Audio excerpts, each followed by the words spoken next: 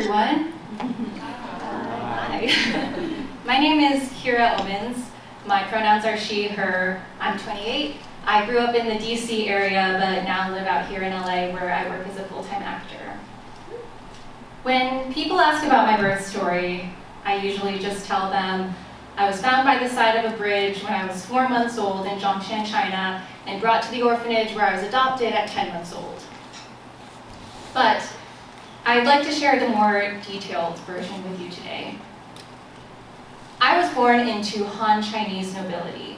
My birth parents weren't supposed to have me, but they kept me in secret until the night of my grandmother's birthday celebration, when my parents' old friend betrayed them and told authorities of my existence, so communists stormed our family home. My grandmother attempted to escape with me through a secret passage out of our village, but she could hear officers closing in.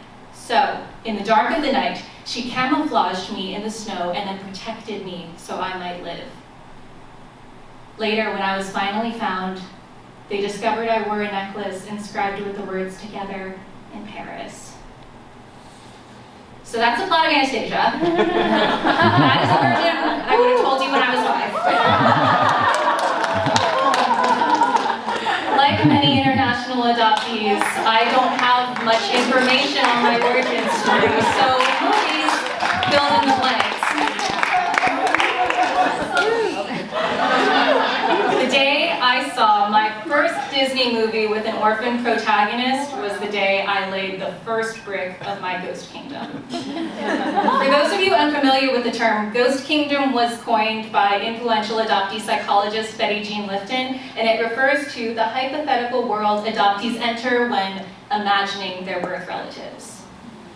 And from a young age, my ghost kingdom was dripping with stereotypes. My birth parents were the king and queen of China who lost me in battle, or they were celebrities who didn't want their images tarnished with a baby. Because in reality, this is all I have of my story, and this is 100% the real official government document.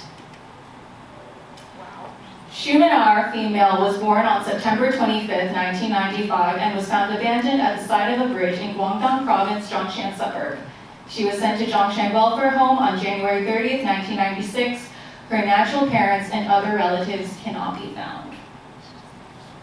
And that story sucks. It is way more fun to say, I was told my parents died in a car accident, but they were actually eaten by a jaguar. I mean, murdered by the Dark Lord. I mean, pushed down the stairs of a cathedral by Frollo after claiming sanctuary to the Archdeacon of Notre Dame. My ghost kingdom was directly informed by media depictions, both by choice and necessity. And I loved it there. My birth parents were thriving. I was a way cooler kid than I was in real life, who had glasses, acne, and braces all at the same time, which should be illegal. But my ghost kingdom was a comfortable place to be. So when I was 12 and a kid in my class asked me, "Why didn't your real parents want you?" I thought he was a moron. And when I was 19, I received this message asking, what was it like being discarded? And do I think my parents kept the next baby? I deleted it, and then dug it out of the trash years later to use it at a storytelling event. It wasn't until I saw One Child Nation, a documentary detailing the brutal realities of the one-child policy, that the safety of my ghost kingdom was shattered. My birth parents' faces were replaced with the talking heads that stoically admitted to leaving their daughter in a marketplace to die because they wanted a boy. I was haunted with images of infant corpses rotting in gutters, the men who profited off selling relinquished babies, and the propaganda that allowed this all to happen. And I finally saw my ghost kingdom for what it always was. A desire to turn my uncontrollable tragedy into a story where I was the one who had the power. It was a deep desire for connection, and it was a place where my birth parents couldn't hurt me.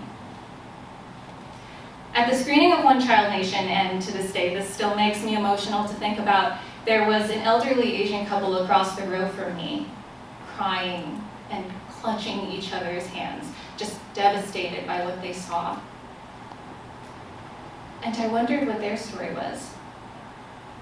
And I wondered if they would feel any solace in knowing mine. And I realized my story didn't need to be some heart-stopping adventure for it to be important. For many adoptees, media tells us and the rest of the world how to feel about our lived experiences. And even when we integrate emotional complexity, we are met with swift invalidation. An overwhelming number of people are so committed to the adoption is love narrative that even questioning is perceived as dissent. Mainstream messages weaponize saviorism, gratitude, and luck to force adoptees to fall in line. Why? Well, in mass media psychology, cultivation theory dictates that the danger of television lies in its ability to shape people's beliefs about the world, and that values cultivated by television become the dominant culture of that society, despite individual differences. In other words, without nuanced representation, repeated portrayals of marginalized groups reinforce stereotypes. So when adoptees are portrayed as lucky, people expect gratitude for gaining a family, even though we were failed when we lost our first one. Birth searches are depicted as adventures, so no one understands why it's one of the hardest, most isolating things we could ever choose to do. And your adopted jokes other our community, which is already 4 times as likely to attempt suicide. If storytellers see us as more, the world can see us as more. We can see ourselves as more.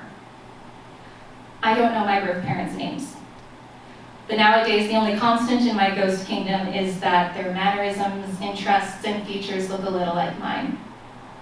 And I don't have my full origin story, but I know enough to say with all that I am that it is not something that should be made light of or smothered with toxic positivity for the sake of comfort or told by someone who didn't live it. And I don't have the details of the first 5 months of my life, but just in this room, we collectively have years and years of lived experiences that deserve to be representative of how the world views adoption. Yes. We deserve to see ourselves as more. Thank you.